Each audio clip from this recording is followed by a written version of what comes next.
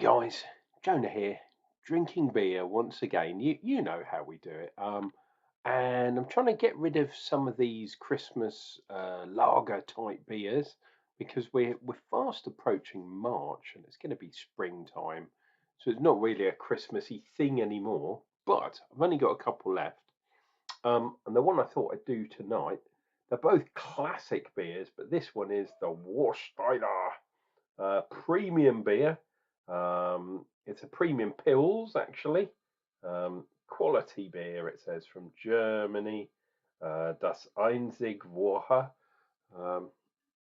Whatever the hell that means. It's some German shit, isn't it? And where are we? Where's the ABV? There it is. It's a 330 and it is 4.8 on the ABV.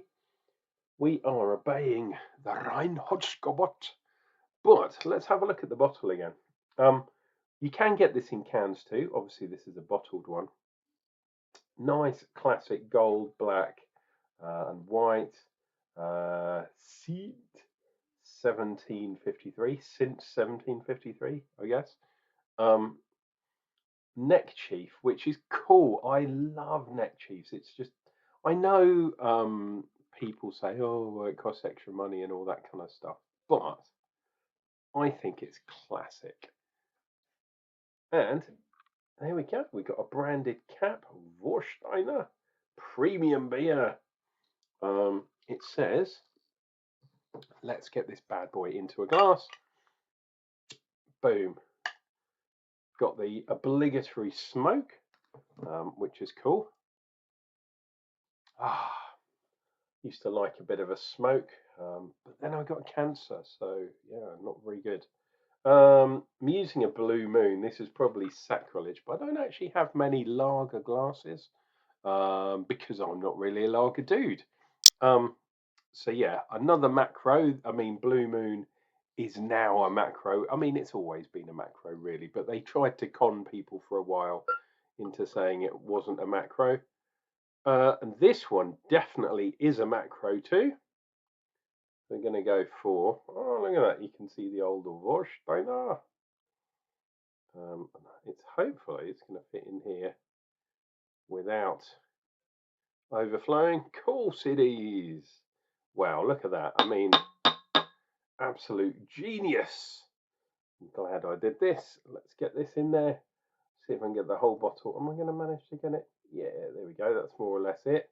And I wanted to see the clearness of that. Oh, wow, look, refraction going on in the glass.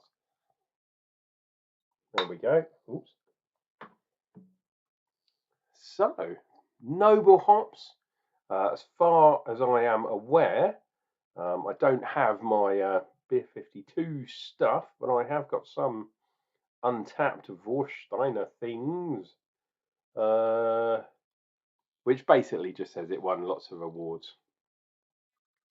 We have got just over a finger's head, lovely, fluffy white head, which is always good. There we go, like a cloud it is. Getting a nice maltiness on the nose, which is good.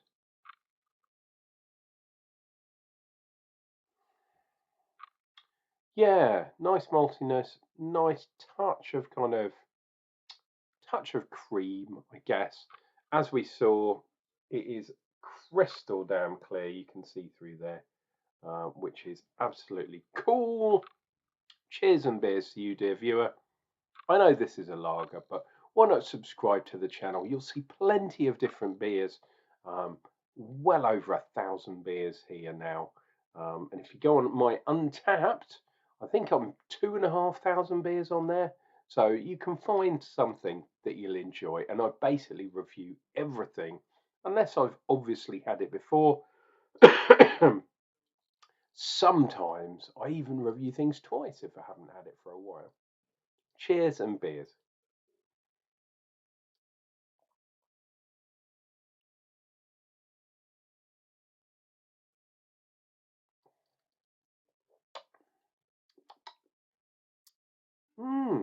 This is nice. This is what I was saying about some of the other beers that I've had from my Christmas beer box, which was all essentially German lagers, um, was that a lot of them are kind of quite bitter and hop forward.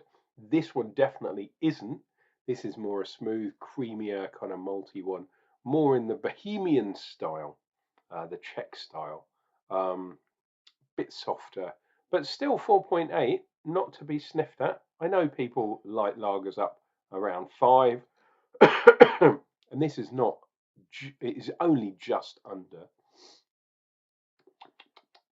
The bittering is quite gentle in this one, but I would say malt over bittering here, which is cool, super, super smooth.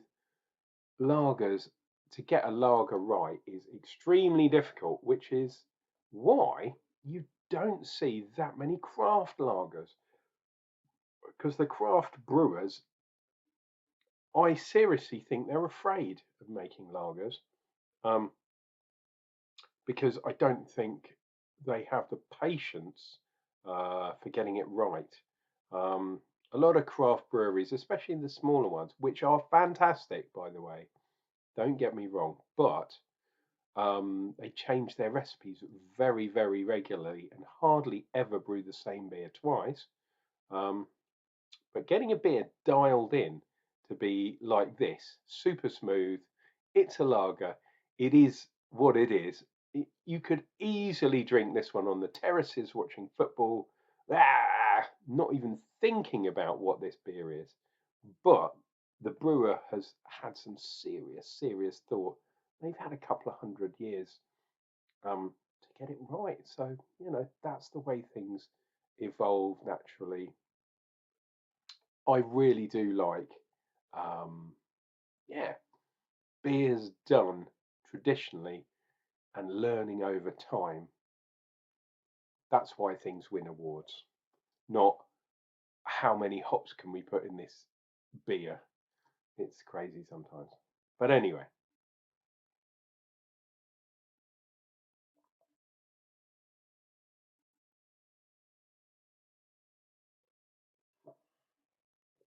oh, really refreshing. Yeah, it's a noble kind of noble hop bitterness. Um, so I'm going down the glass slightly more bitter now, um, but I would still give the edge to the malt, which is always cool. Um, oh, lovely, lovely, lovely. It's a lager. It's exactly what you expect from a lager. This one's extra smooth, which is cool because I like those kind of ones. Weirdly enough, over the weekend, I didn't upload yesterday because I went to an old castle, um, and on the way back stopped in the middle of nowhere in a pub. Apparently, one of the pubs that can lay claim to the most haunted pubs in the UK and England. Um, it was Pluckley, and it was the Black Horse or the Black Lion. Sorry, people that live in Pluckley. Um, and they had what I thought was completely bizarre. They had Spanish lager, and I tried the two cask beers that they had. So I thought I'll try a lager, and then I had a cider as well later on. Um, but yeah, it was a brand of lager that I'd never heard of before. Perfectly good. But when you're in the middle of the Weald in Kent, yeah, really crazy that you find a quite obscure, or I thought it was obscure because I'm not a lager drinker, um, brand of, I guess it's macro lager, literally in the middle of nowhere. It's absolutely crazy. Anyway, let's finish this beer off, but that's why I didn't upload yesterday. So I hope you'll forgive me. But yeah, doing some kind of family type stuff, but it did involve beers as well. That's my trade-off. I go, oh yeah, yeah, I'll go and drive into the Weald and drive around. Hopefully not break down because Jesus, no one will find you if you're out there. And Yeah, funnily enough, there was a farm for sale, and I looked it up on Move, right Move, and it was there. 600-acre farm for like 3.5 million or something. Really sad because they said we're selling this farm because directly because of the inheritance tax uh, changes for farmers because they were exempt before. Um, so yeah, it was massive farm, 600 acres. That's pretty big. And I was thinking, oh, if I had 3.5 million, would I buy a massive farm in the middle of nowhere, in the middle of the Weald? I could grow hops and I could grow malts as well, barley and such, and make my own beer, make a nice lager.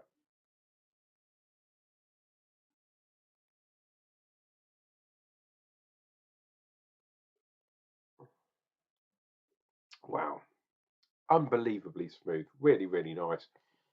I'll turn it around this way. Look at all that. That is cool. The proteins and all that kind of jazz. We look around on this side. We do have some lines, even if they're not that straight. Um, really, really good to see. So there we go. That is Warsteiner Premium, which is a premium pills, 4.8%. Am I going to drink loads of that? Probably not, but you can. I think I've seen Warsteiner in those big 5 litre keg things, mini kegs, mini pins, whatever they're called. Um, so yeah, if the price is right, I would definitely buy one of those. But if the price isn't right, then maybe not. This has been your loving Uncle Jonah, drinking beers of all types for your entertainment. Don't panic though, we'll be back. We'll be coming up with another beer review, and that's coming up real soon.